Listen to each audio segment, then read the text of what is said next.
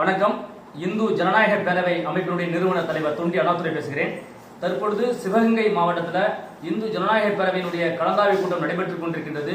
இந்த கூட்டத்தினுடைய தீர்மானமாக சனாதனத்தை நாங்கள் கொரோனா டெங்குவை போல ஒழித்து காட்டுவோம் என்று சொன்ன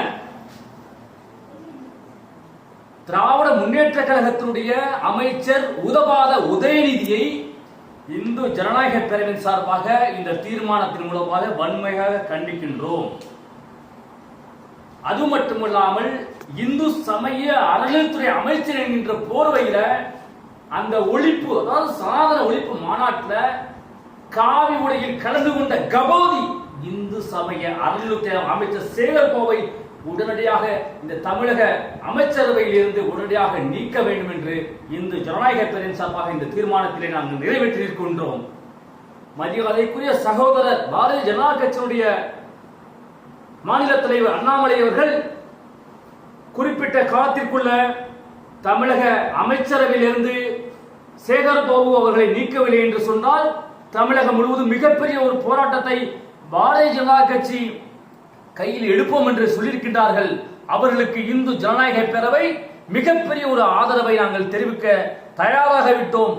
உலகம் முழுவதும் உள்ள இந்து சமுதாய மக்கள் சனாதனத்தை பின்பற்றக்கூடிய மக்களை இழிவுபடுத்தி அழிப்பேன் என்று சொன்ன இந்த உதவாத உதயநிதியை இந்து ஜனநாயக பேரவை ஒழுங்குபடுத்துவதற்கு மிகப்பெரிய ஒரு சவாலை கையிலே எடுக்கும். பிரபல சாமியார் உதயநிதி அவர்களை தலையை வெட்டினால் 100 கோடி ரூபாய் தருவேன் என்று சொன்னார். ஆனால் அதையே திருப்பிக் கொண்டு நாம் தமிழர் கட்சி என்கின்ற போர்வையிலே ஒளிந்து கொண்டிருக்கின்ற கபோதி சீமான் என்ன சொல்கிறான் என்று சொன்னால், நான் அந்த 100 கோடி ரூபாயத்தை தருகின்றேன், நீ அந்த சாமியாரை தலையை வெட்டு என்று சொல்கின்றான் என்று சொன்னால், இந்த சீமானுக்கு இந்த 100 கோடி ரூபாய் எப்படி வந்தது என்பதை தமிழக மக்கள் உன்னிப்பாக கவனிக்க வேண்டும். அந்த 100 கோடி ரூபாய் பணம் நடிகை ஜெயலட்சுமியுடைய பணம் என்பதை மட்டும் இந்த நேரத்தின் வாயிலாக இந்து ஜனநாயக பேரவையின் சார்பாக நாங்கள் தெரிவிக்கின்றோம். நடிகை ஜெயலட்சுமி விஜயலட்சுமியுடைய பணம், அந்த 100 கோடி ரூபாய் பணத்தை முறையாக அந்த விஜயலட்சுமியை கொடுக்க வேண்டும் என்பதை இந்து ஜனநாயக பேரவையின் சார்பாக வலியுறுத்துகின்றோம். ஏனென்று சொன்னால் தமிழர்களிடத்திலிருந்து வெளிநாடு வாழ் தமிழகத்திலிருந்து பல கோடி ரூபாய் அபே செய்த சீமானுக்கு இந்த 100 கோடி ரூபாய் எப்படி வந்தது என்பதை தமிழக அரசு உரிய விசாரணை செய்ய வேண்டும்.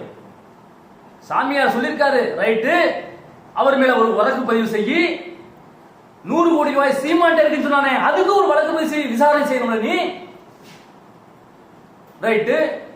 அப்ப இதுவரை இந்த மத கலவரத்தை தூண்டியதாக தமிழக உலகம் முழுவதும் இந்துக்களை பதட்டத்தில் உண்டாக்கி கலவரத்தை ஏற்படுத்துகின்ற செயலை செய்த இந்த உதவாத உதயநிதியை இதுவரை இந்த தமிழக அரசு வழக்கு பதிவு செய்யாமல் இருப்பது எதற்காக?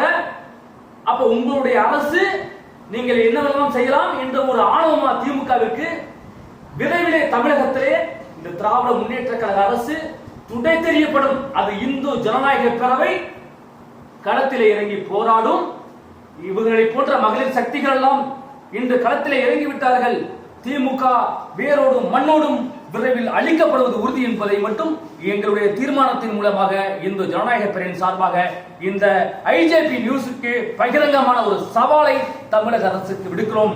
நீங்கள் தூக்கி எறிக்கப்படுவீர்கள் என்பதை நிதர்சனம் என்று சொல்லிக்கொண்டு இந்த அருமையான வாய்ப்பை ஏற்படுத்தி கொடுத்த ஐஜேபி நியூஸ் யூடியூப் சேனலுக்கு எனது மனமார்ந்த நன்றியை தெரிவித்துக் கொண்டு விடைபெறுகிறேன். நன்றி, வணக்கம். பாரத் மாதா கி ஜெய்.